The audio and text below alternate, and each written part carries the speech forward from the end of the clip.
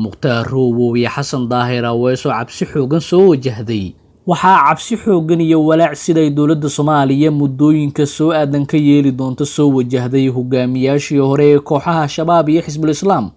Sheekh Mukhtaar Roobo, Cali Abu Mansuur iyo Xasan Daahir Aweys,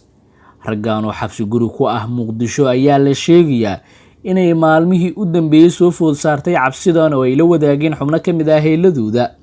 Waxa keenay cabsidan ayaa baaris ay sameysay warbaahinta waxaa lagu ogaaday inay tahay markii ay kordheen dadka ku dhaliilaya baraha bulshada kuna eedeynaya dadkii ay argagixisadu galaafteen iyo siyaasiyiinta arrimahooda ka hadlaya, iyadoo ay sanad ka soo wareegtay markii Roobo Baydhabo laga soo xiray isagoo ka mid ahaa musharaxiintii u taagnaa xilliga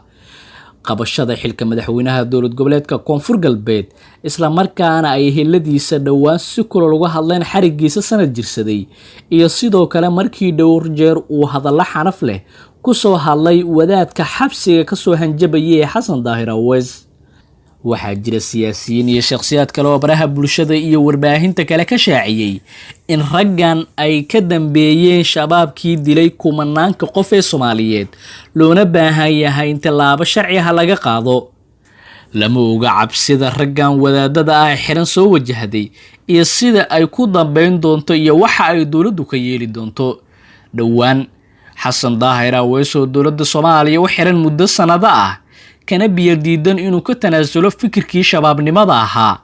ayaa Cabdiraxmaan Cabdishakuur oo ka mid ah siyaasiyiinta aadka u naqdiya dowladda Soomaaliya dhawaan ugu hanjabay in uu dili doono.